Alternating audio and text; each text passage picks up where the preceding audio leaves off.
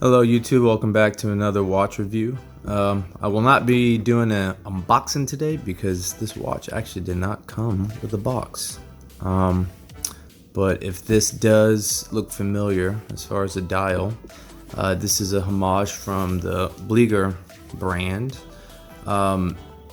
And it's paying homage to the Omega Seamaster Diver 300M 007 James Bond on Her Majesty's Secret Service watch.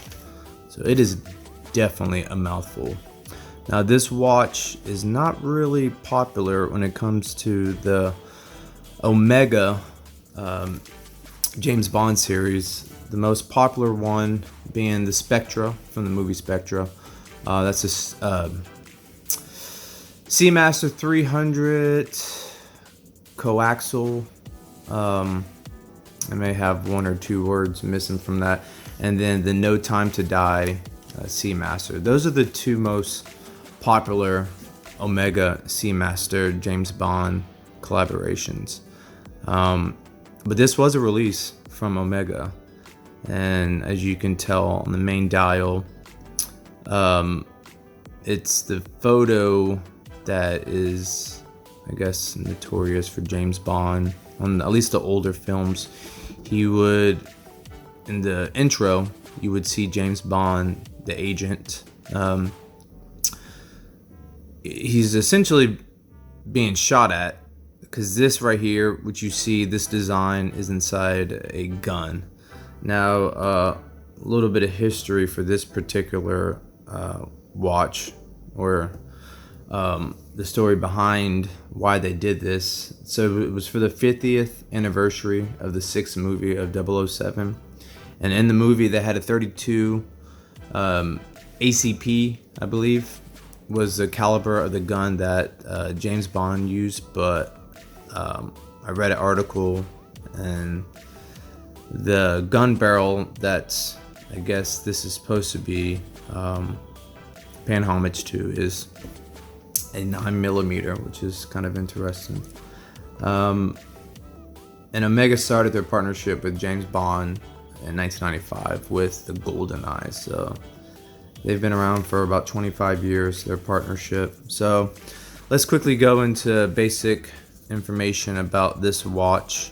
So it is a 41mm case diameter, 14mm thickness. So this has a Miyota 8215 automatic movement. So as you can tell by the seconds hand, it does have a smooth sweep. I haven't noticed this movement being very loud. I know that is a common complaint for the 8 series, or at least for the 8215 movement from Miyota. So we have a crown right here at the 3, where there's also a date window. It is, so to adjust the time, you simply just, it is a screw down, by the way. You just screw it out, pull it once, that adjusts the date, pull it twice, that adjusts the time. So it is pretty nice that it's a screw down. At the 10 index, that is the Helium Valve. I believe that is not functional, but it is nice that, you know, it does turn, so that's cool. At the 12 o'clock index is actually the Bond family coat of arms. This little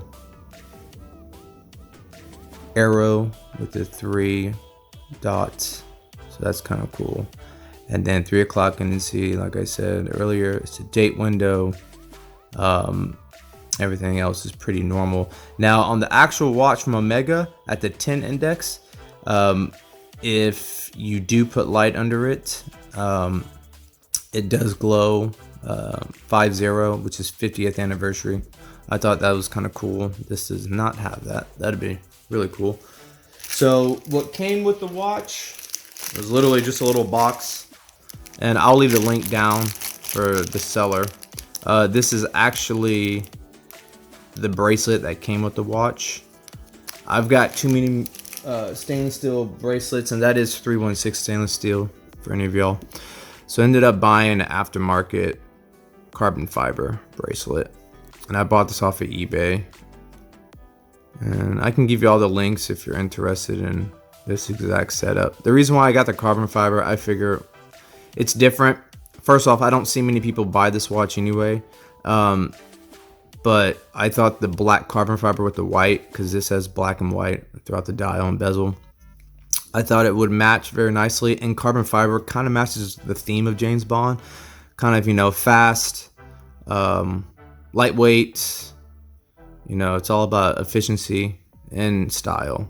And I feel like the carbon fiber bracelet does it really nicely. This bezel does turn. I don't know how many clicks because very limited on information with this watch. It does line up pretty nicely. It is a ceramic bezel, which is very nice. The water resistance is 30 meters or 3 ATM. It is a 20 millimeter lug width. It does have a sapphire glass, which is very cool. And I'm trying to think of what else this watch has. I mean, besides the dial being very interesting, this is basically the watch right here. I haven't seen many reviews on this watch. Even on the actual Omega, there's only a few on YouTube. As far as Bliger, or Bliger, however you want to pronounce it, I don't think I've seen any.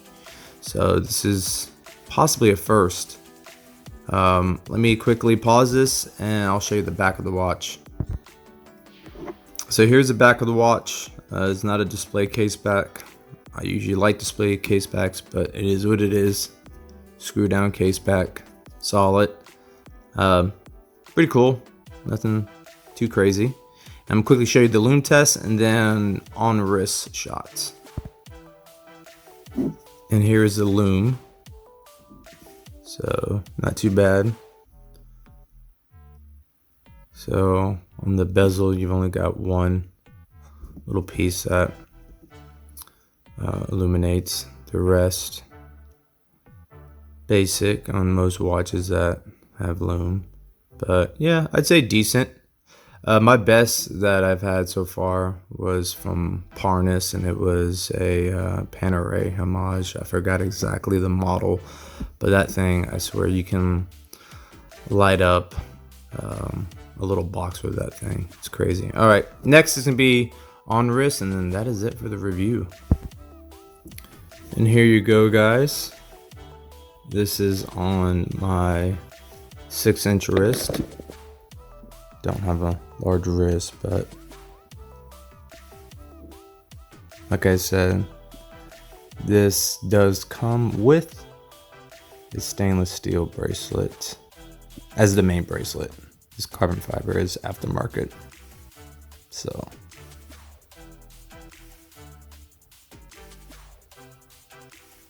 but the dial is really the main focal point.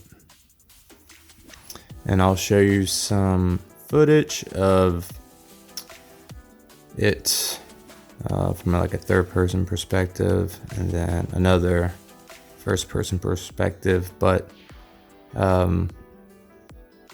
outside in natural light.